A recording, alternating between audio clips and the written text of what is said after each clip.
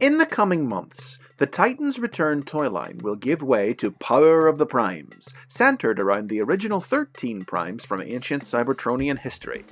But who are these robots? And just what is a prime anyway? You may be surprised to learn that in the very earliest years of the Transformers franchise, Prime didn't mean anything. It wasn't a title or a rank, it was just Optimus Prime's surname, which early Marvel Comics stories showed he had long before he became Autobot leader. It wasn't until 1986's The Transformers the movie that the word began to take on any greater meaning, when the matrix of leadership passed from Optimus Prime to Hot Rod and transformed the young Autobot into Rodimus Prime. Other previous leaders who had carried the matrix would later appear in the cartoon, but they weren't named at the time. It was the Marvel comic that took the concept to its logical conclusion a few years later, when it established that all Matrix bearers before Optimus had Prime in their names as well, from Optimus's predecessor Sentinel Prime, back to the first Matrix bearer, Prima. Though it stood in open and unresolved contradiction to those early stories, Prime was now clearly established to be the title of the Autobot who bore the Matrix, and was derived from the name of the Transformers god, Primus. Over time, however, the significance of the Prime title became diluted. More and more characters started carrying it, most notably in Japan, where primes were known as convoys, and where it was actively reduced to a military rank held by multiple characters simultaneously. They did try to keep the rank tied to the Matrix, as each convoy carried a power source known as an Energon Matrix, cast in the original's image, but by the mid-2000s it had become so genericized that the Unicron trilogy was using it for commanders who had no Matrix of any kind. This dilution bled back over into English language media too, reaching a low point with Transformers Animated, in which multiple Prime-ranked Autobots served under a higher-ranked Supreme Commander, Ultra Magnus. Hasbro didn't like seeing the term applied so freely, and took to actively curtailing its use in toy lines so that it wouldn't lose its special meaning. None of the Unicron trilogy convoys were named Primes in Hasbro's version of the series, besides Optimus himself, and some animated characters even had their names changed so their toys wouldn't bear the title. To reaffirm the specialness of being a Prime, Hasbro soon laid out a new vision for exactly what that meant, a vision that first took form in 2009's Revenge of the Fallen, which went far beyond just being a rank or a title, and which remains the way that it has been used in all major media since. Today, being a Prime is treated as a divine birthright, an innate quality, not something a bot can become just by adding the word to the end of their name. As put simply by Optimus Prime in dialogue deleted from Revenge of the Fallen, Primes are born, not made.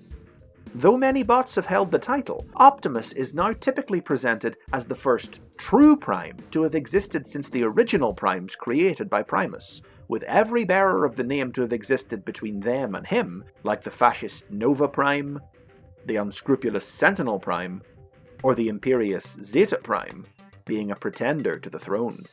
And that brings us to the topic of those original Primes. Their story is a complex one, which began in 2004 in the pages of Transformers The Ultimate Guide, a guidebook written by longtime comic book scribe Simon Furman. In this book, Furman introduced the idea that, before creating the whole Transformer race, Primus first birthed a group of 13 Cybertronians to help him claim victory in his battle with Unicron. Now, Furman was likely taking some inspiration for the concept from The Covenant, a group of 12 Zodiac-themed Transformers he had invented for a story exclusive to BotCon, the official Transformers convention in 1999, who were Primus's test run before creating the Cybertronian race. But where the Covenant had all been original characters, the few members of the 13 named in the Ultimate Guide were pre-existing figures drawn from previous Transformers media. But most of the group went unnamed and remained a mystery. A mystery that Hasbro really latched onto. Over the next half-decade, they began to flesh out the group's ranks with original characters and developed a complex lore for them that was, at first, slowly drip-fed through obscure sources like convention panels, online Q&As, and the Transformers Collectors Club comic. This lore presented the 13 as incredibly powerful beings, each said to perform a unique role or represent a unique aspect of Cybertronian life, and all designated as primes. But in keeping with the new definition of the term as an innate quality, not conferred by a title, only some of them actually had the word in their names. If you've ever tried to read about the 13, one of the most confusing and complicated elements of their history you're likely to have come up against is the fact that, like Primus and Unicron before them, Hasbro presented them as singular beings in the Transformers multiverse, unique entities who existed in all universes and were the same in each of them. Now, I talked about this phenomenon before in episode 4 of the Basics, but in the case of the Primes, as they moved from appearing in more obscure fan-targeted media to mainstream mass-market works, it proved an unsustainable approach. As their story began to be told in more detail, most notably in the Revenge of the Fallen movie and then the Transformers Prime cartoon, the characters' histories in each new telling proved increasingly incompatible, with even the group's size and membership starting to differ from story to story, which resulted in more and more out-of-universe, rule-rewriting, quantum mechanics gobbledygook to justify the differences. Consequently, the whole idea was eventually abandoned and written out via some more quantum jargon by the Collectors Club in 2015. Meaning there are now various totally different versions of the Prime story spread out across different universes, just as there are with every other Transformers character. And you don't have to pull your hair out trying to figure out how they're all supposed to fit together. But before we talk about those different stories, let's talk about exactly who the Primes are. As noted, membership in the group has fluctuated, but Hasbro created a canon list of 13 for the aligned continuity, which has since been used consistently across all major modern media. Some of these characters have interesting and involved histories of their own that'll make them good subjects for future episodes of the Basics. But for now, the Primes are Prima, Warrior of Light, original bearer of the Matrix, wielder of the Starsaber, introduced in the Marvel comic. Vector Prime, guardian of time and space, created for Transformers Cybertron. Alpha Trion, records keeper of the Primes and custodian of the megacomputer Vector Sigma, who debuted in the Generation 1 cartoon. Solus Prime, the first female Cybertronian, blacksmith of the Primes, who created many of their artifacts and weapons. Micronus Prime, the first Minicon. Alchemist Prime, student of the elements, bit of a drinker. Nexus Prime, the first combiner, able to create more of his kind with his Enigma of Combination. Onyx Prime, the first Cybertronian with a beast form. Amalgamus Prime, the father of transformation, from whom the transformation cog is descended. Quintus Prime, scientist and creator of life, progenitor of the Quintessons. Liege Maximo, liar and manipulator, representative of evil as a natural counterforce to good, and who first appeared in Marvel's Generation 2 comic book.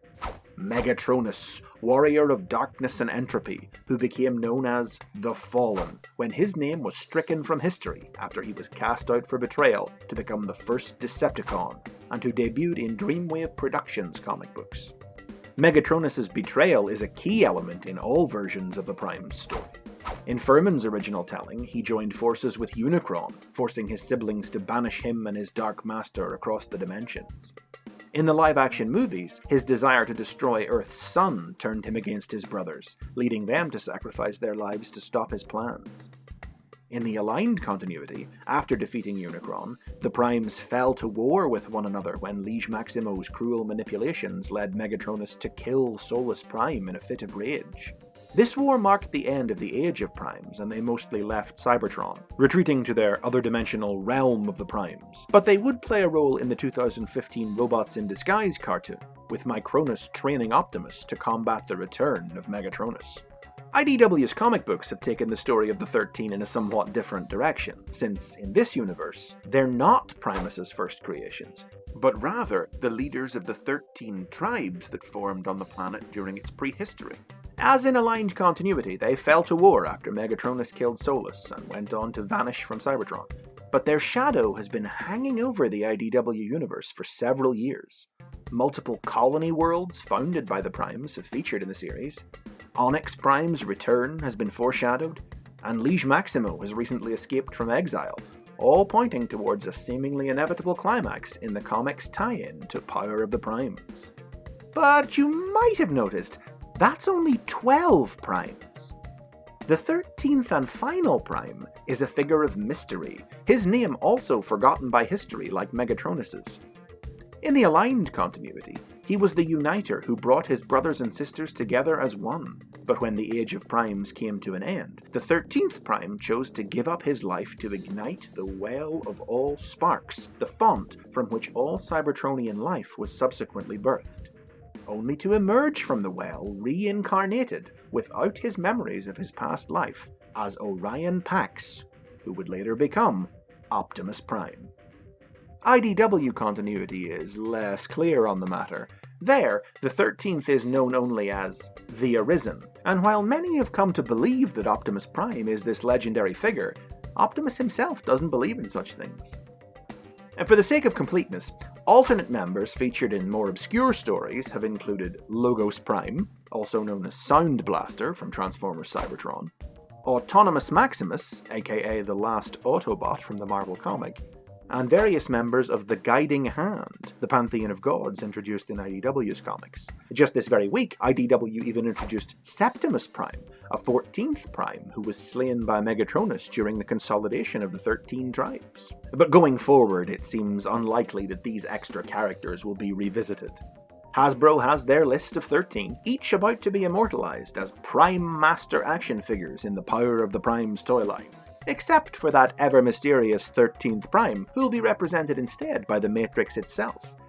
Beyond that, exactly what spin the toy line and tie-in cartoon will choose to put on the Prime story, well, we'll just have to wait and see. And you know what? That's just Prime. And those are the basics on the Primes. Thanks go out this episode to Liam Shaloo for our new logo design. Don't forget to check out the basics on Patreon, where you can find a new way to support the show with a new reward tier that lets you pick the subject of a future episode.